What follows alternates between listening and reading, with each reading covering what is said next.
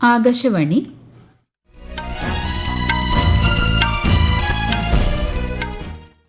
നമസ്കാരം. വാർത്തകൾ വായിക്കുന്നത് അശ്വതി.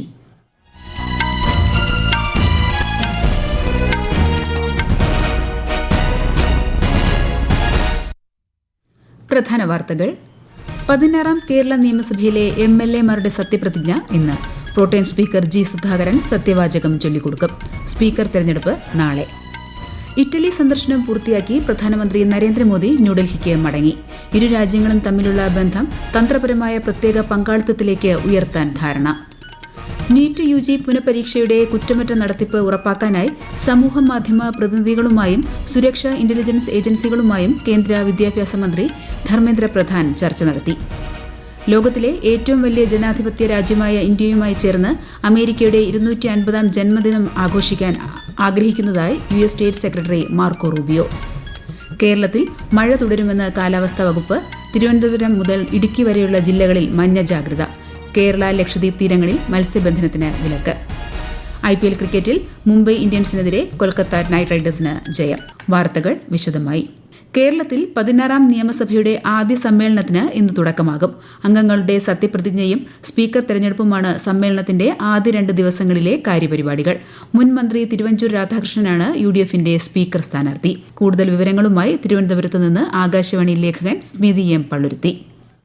16ാം നിയമസഭയുടെ ആദ്യ സമ്മേളനമാണ് ഇന്നു മുതൽ ജൂൺ 3 വരെ നടക്കുന്നത്. ഇന്ന് രാവിലെ 9 മണി മുതൽ പ്രോടേം സ്പീക്കർക്ക് മുന്നിൽ അംഗങ്ങളുടെ സത്യപ്രതിജ്ഞ നടക്കും. നാളെ രാവിലെ 9 മണിക്ക് സ്പീക്കർ തെരഞ്ഞെടുപ്പും നടക്കും. പിന്നീട് 29-നാവും സഭ ചേരുക. അന്ന് ഗവർണറുടെ നയപ്രഖ്യാപന പ്രസംഗമായിരിക്കും. ജൂൺ 3 വരെ സഭ ചേരാനാണ് നിലവിൽ തീരുമാനിച്ചിട്ടുള്ളത്.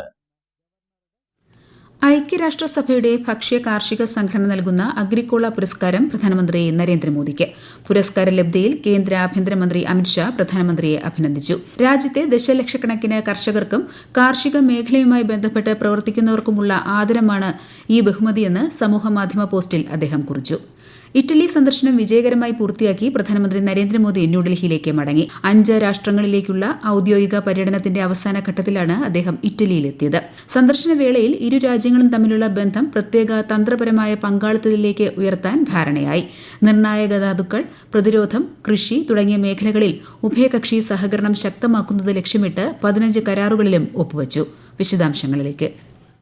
ആയുർവേദം, ശാസ്ത്ര സാങ്കേതികവിദ്യ, ഇന്ത്യയിൽ നിന്ന് ഇറ്റലിയിലേക്ക് നഴ്സിംഗ് ജോലിക്കായുള്ള സഞ്ചാരം സുഗമമാക്കൽ തുടങ്ങിയ നിരവധി കരാറുകൾക്കാണ് ധാരണയായത്. നികുതി കുറ്റകൃത്യങ്ങൾ, കള്ളപ്പണം വെളുപ്പിക്കൽ, ഭീകരവാദ ധനസഹായം എന്നിവ തടയുന്നതിനുള്ള ധാരണാപത്രങ്ങളിലും ഒപ്പുവച്ചു.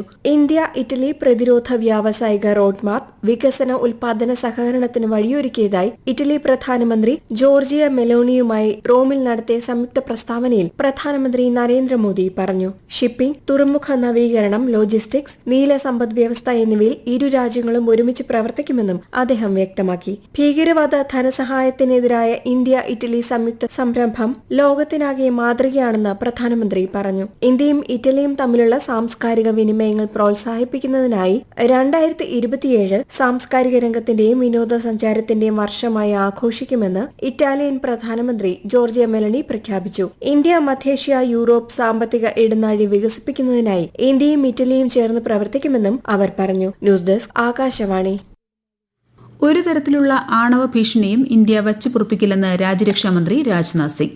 ഭീകരതയോട് രാജ്യം സന്ധി ചെയ്യില്ലെന്നും റിപ്പബ്ലിക് ഓഫ് കൊറിയയിലെ ഇന്ത്യൻ പ്രവാസികളുമായി സംവദിക്കവേ മന്ത്രി പറഞ്ഞു. അതിനുള്ള ഉദാഹരണമാണ് ഓപ്പറേഷൻ സിന്ദൂർ എന്ന് അദ്ദേഹം വ്യക്തമാക്കി. അടുത്ത 2 വർഷത്തിനുള്ളിൽ പ്രതിരോധ കയറ്റുമതി 50,000 കോടി രൂപയിലെത്തുമെന്നും അടുത്ത 2 മാസത്തിനുള്ളിൽ പ്രതിരോധ ഉൽപാദനം 1.75 ലക്ഷം കോടി രൂപയായി ഉയരുമെന്നും അദ്ദേഹം അറിയിച്ചു. സോളിൽ നടന്ന ഇന്ത്യ കൊറിയ പ്രതിരോധ വ്യവസായ സമ്മേളനത്തിൽ ശ്രീ രാജ്നാഥ് സിംഗ് അധ്യക്ഷത വഹിച്ചു.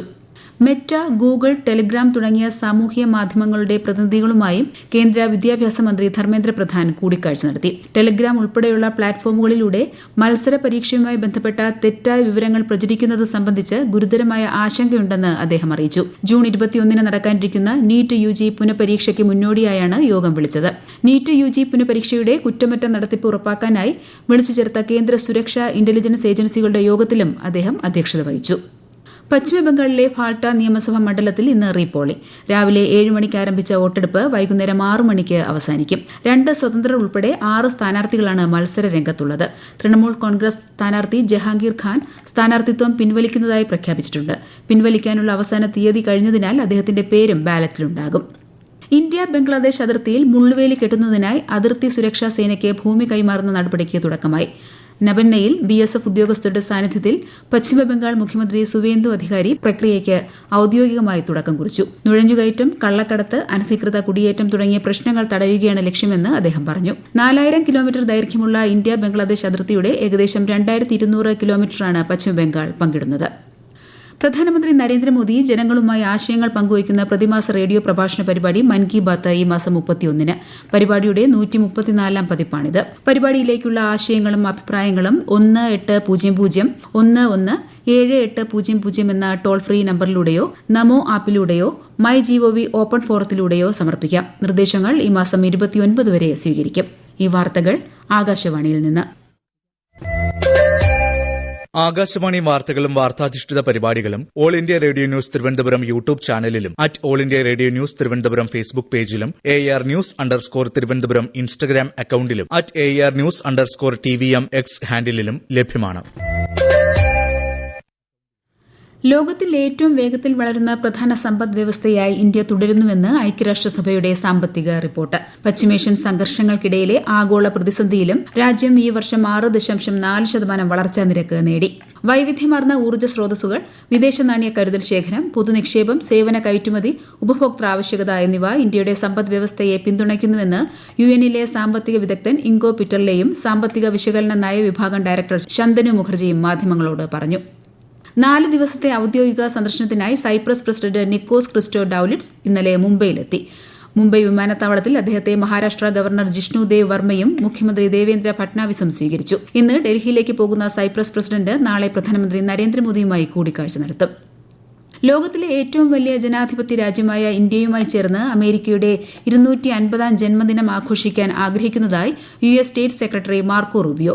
ഇന്ത്യ സന്ദർശനത്തിന് മുന്നോടിയായി പങ്കിട്ട വീഡിയോ സന്ദേശത്തിലാണ് അദ്ദേഹം ഇക്കാര്യം വ്യക്തമാക്കിയത്. ജൂലൈ 4-നാണ് സ്വാതന്ത്ര്യ പ്രഖ്യാപനം ഒപ്പുവച്ചതിന്റെ 250-ാം വാർഷികം അമേരിക്ക ആഘോഷിക്കുന്നത്. As America gets ready to celebrate our 250th birthday, we look forward to doing it with our partners in India. India is the world's largest democracy and we are the world's oldest. So we look forward to celebrating together.